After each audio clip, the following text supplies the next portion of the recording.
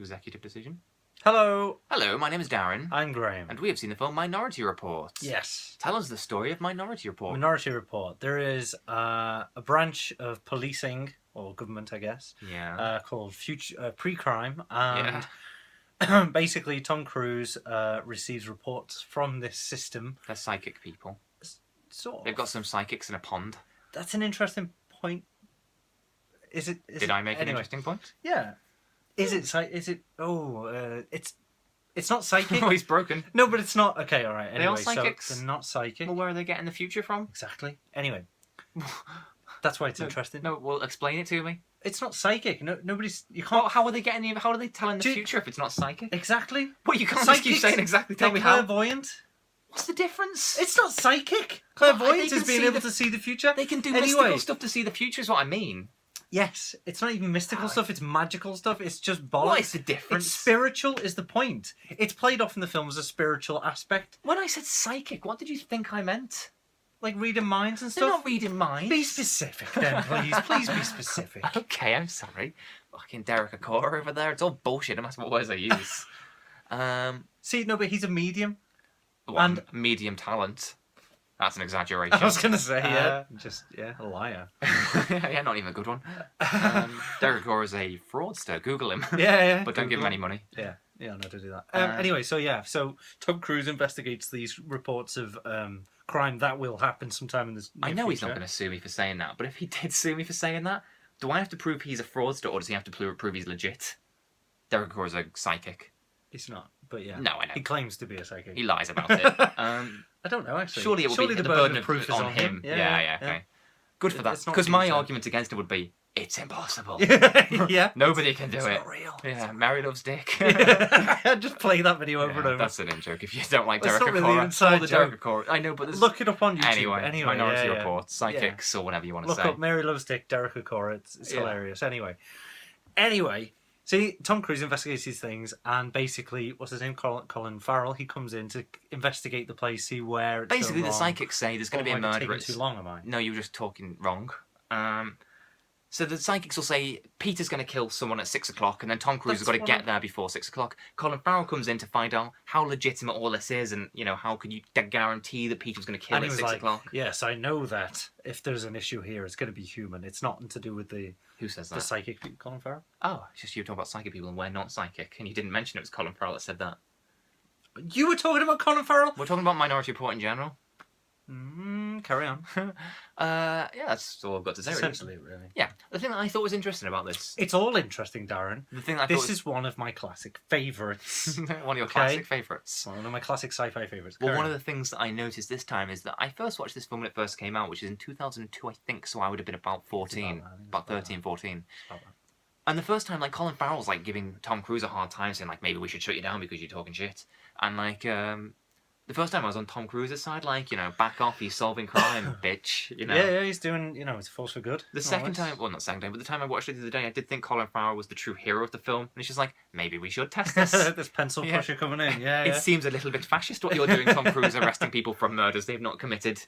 Maybe it is strange, isn't it? Yeah. Well, it's not real, but go on. No, but it is strange. I never said it was... By today's standards, it might not be real, but it is strange. I didn't have I'm not denying that. Shouldn't have to specify. To you, of all people who, it is strange. What do you like? Why is it one of your classic favourites? I just really find this film to be very enjoyable. It has lots of different concepts. What's your favourite concept? What's my favourite concept in the film? In this film, floating cars. Flying cars. There are no floating cars. I'd be like Rose. Leonardo DiCaprio. Yeah. So eye transplants. They're pretty fun. Yeah, there's no floating cars. Six sticks. Yeah, I like the six sticks. Is that a correct answer? The one that you like as well? Flying cars is wrong because there's no flying cars in it. Maglev, aren't they? Who cares? Nobody's actually paying attention. Carry on. So I like the six sticks. To get back to what you don't like the maglev cars with the magical windows. Yeah, there's a continuity error in it. I'm sure it's hard to know what everyone knows and what everyone doesn't know. There's a bit where Tom Cruise kicks the door out of his car and then the car drops down and he jumps onto where the door was. And it's back again. It's back there. You it's like continuity error. It's quite fun to keep an eye out for. Yeah, there's more fake things going on in the film, but yeah. And I thought, hang on, this film's not real. This magical window in my room has magical lights that don't tell the truth behind them. Like your eyes. At least there's light behind my eyes.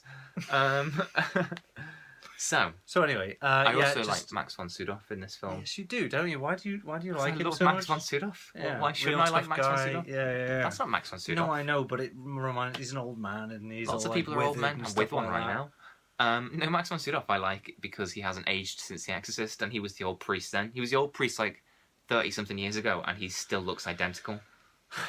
Which maybe means that he's been possessed by a demon. That must be what that means. Yeah. So him and like Sean Connery and stuff. Like, why do you? No, Connery's aged. Yeah, he has. The Connery's trick is he's not been in the public eye for over 10 years. That Connery's not aged, and then you see a picture of him now, and you think, Jesus Christ, has Connery been living in Auschwitz for the last 10 years? He used come on. He used Tom Cruise's face melting stick. How am I meant to know what that means? Oh, because it's happened in the film. We're talking about Minority Report. Yeah, Sean Connery looks like his face has gone wrinkly. Yeah, that's what I'm saying. Sean Connery looks his age, is what Graham's trying to say with this. Newsflash. Yeah, you remember now. Do you like... I remembered all of it. I mean, I loved all of it. Do you like the twist? Is this a spoiler video? Probably. Yeah, we won't say what the twist is. Don't say what the twist is. Because I was going to ruin it. Okay. I like the twist because it reminds me of it's almost identical in many ways to the twist in LA Confidential. Oh, okay. Do you remember the twist in LA Confidential? Well, I've just pulled it for you. It's like the one in Minority Report. Okay, alright. Yeah. All right. So spoiled 2 films there for you. Yeah. Spoiler alert, both have an unexpected gunshot when an innocent person tells them. Yeah. Okay, that rings a bell. Yeah. Got it. And that was a good aspect of it, because it brings up the whole question of fate and stuff like that. Fate? Yeah. Why? Well, I mean, no spoilers, but like Tom Cruise was trying to avoid that. Oh yeah, that is really stupid. When basically, we forgot to mention the plot. Tom Cruise finds out that he's going to commit a murder and so has to run away because everyone's chasing him. But if he knows he's going to commit that murder, just go sit somewhere for a few days. Yeah, nail your pants to a chair if you have to. Just stay there. But he seems to think the best idea is to track down the person he's meant to murder. Yeah. To not murder him, presumably. Well, it's all about... I often find it's best. It's easier not to murder a person when you don't hunt them down. Yeah. That's the traditional way to not murder a person. But this is Tom Cruise. I like Tom Cruise. What's that meant to mean? He just makes strange decisions, doesn't he? He does make strange decisions, like believing in aliens. Yeah. I mean, aliens probably exist, but not as ghosts and on volcanoes. Maybe. You don't know. I don't know, but I'm not going to invest money in finding out and learning the secrets. Well, yeah. Whilst I get blackmailed not to leave such cult. Scientology. I wanted to say it. It does sound fancy, doesn't it? Scientology. It sounds much fancier and nicer and like more intellectual than it actually is. Yeah. It sounds like do you know when they give like razors names that are just cool words like Mac Gillette, Stealth Fusion 5. Exactly, they just use words boys will like. I think that in Scientology it sounds like they've come up with the best name they can to attract oddballs. Sciencey, let's make it sound like definitely an ology. It's like Scientology. It's like reflexology and stuff like that. Yeah. It's not an actual science, but adding science to the start of an ology doesn't make it scientific. It's So that's you told Scientologists. Yeah, we got you down. Got you figured out. Worm your way out of this one. Post your comments. So yeah, there's a lot of emphasis on, or there's a fair whack of emphasis on like spirituality and kind of not religion, but paranoia, which is a trait of Philip K. Dick. I'll let you finish that one. Who the author of this film's book originally is based on. Yeah. I mean that's a given, isn't it? But yeah. Is it, Graham? What else has he written that's been turned into a film? Just loads of stuff. Give us an example. I was making a point about spirituality. Okay, sorry, I'll let you finish. Total Recall. Yeah, that one. Yeah. Blade Runner. Yeah. What are you looking at? Inside of my brain. Yeah. Children of Men, say that one. Philip K. Dick, great Children of Men. I don't trust you. Well, now he's running the risk of looking stupid if I'm right, and this is a double bluff. I think you said Children of Men in the past. So it's probably right there, isn't it? Who cares? Say it. Yes. Oh, no, idiot. Yes, it is. No, it isn't. Yeah, it is. Philip K. Dick didn't write Children of Men. I call on your bluff now. Well, yes, you're looking stupider and stupider by the second. He definitely didn't. No, I'm not. Okay. No, I'm not. Okay.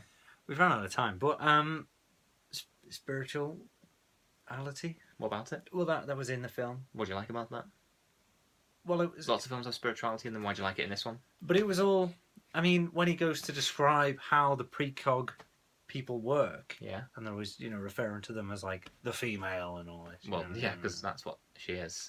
She's also a lady with needs, and that's not the point. How do you know she's not getting serviced? That's not the point. I'm sure I'm almost certain that she is because of how affectionate the guy was and stuff like that. I'm sure that happens. Whatever. It's not for me to decide or anything. No. But what was it going for? I got a clue. I was asking you why you like the spirituality in this film. Yeah, because it's contrasted with like the science of it, and then it throws into the mix all like things like fate and stuff like that, and so it's just an interesting. Tell me why it's interesting. It's an interesting way to tackle things like spirituality and stuff when they involve things like, such advances in like technology and stuff like that, and it's interesting that that world is heading towards being able to solve crime before it happens using they do that using technology and stuff. But it's also I remember having a point. It's also sound like me now.